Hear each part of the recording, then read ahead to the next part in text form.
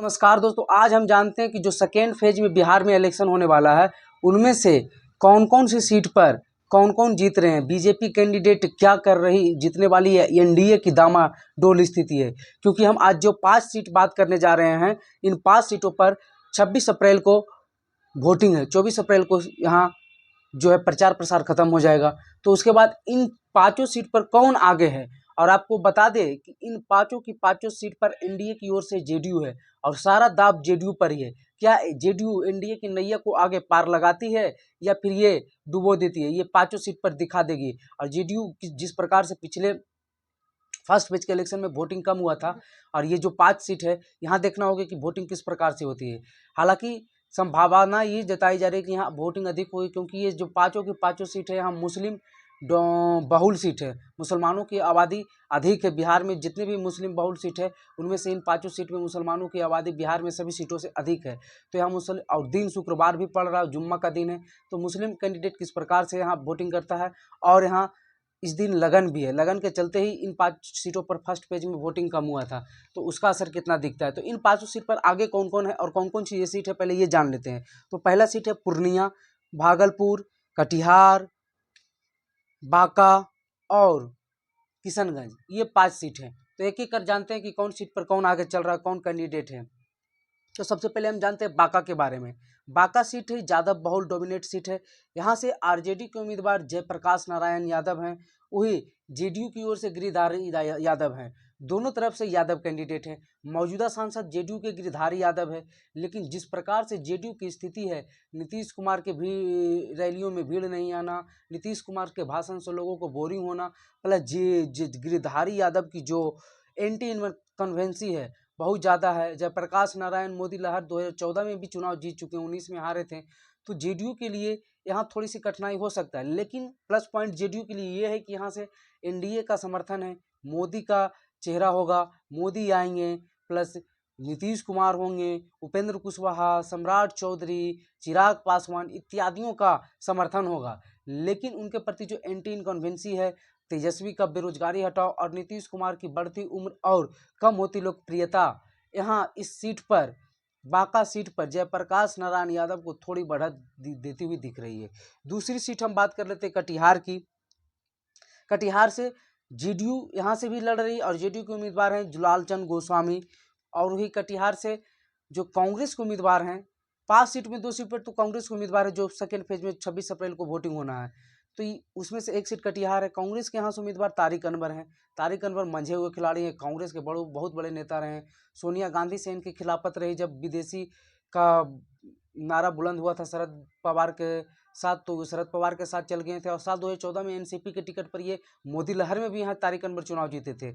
लेकिन इनके लिए थोड़ी सी घबराने की बात यह है कि यहाँ से अश्फाक करीम जो आरजेडी में अभी राज्यसभा सांसद थे, लेकिन उन्हें लोकसभा का टिकट आरजेडी ने नहीं दिया। यहाँ कांग्रेस आरजेडी में काफ़ी घचपच भी हुई, लेकिन अंततः तारिक अनवर को टिकट मिला।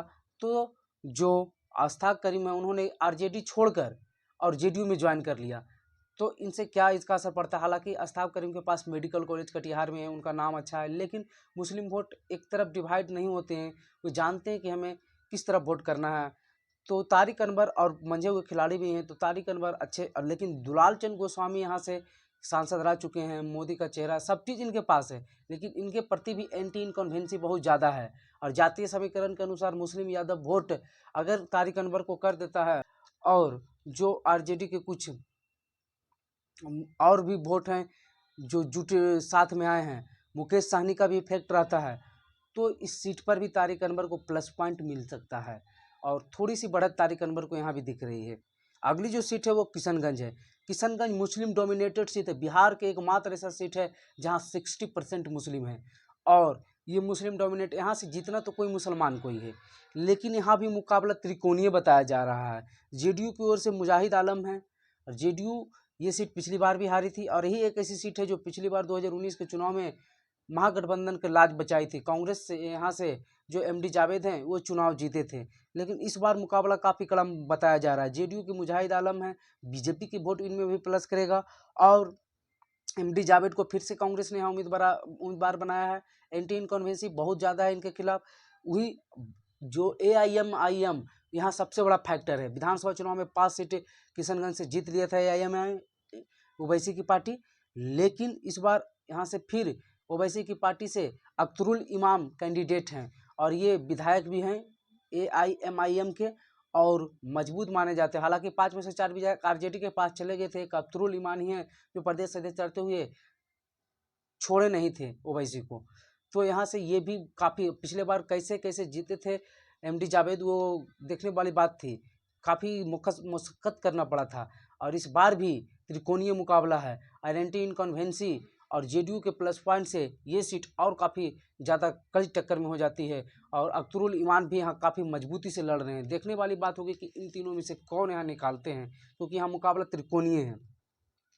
अगला जो सीट है भागलपुर से अजीत शर्मा, कांग्रेस ने इस बार बहुत बड़ा दाव खेला है।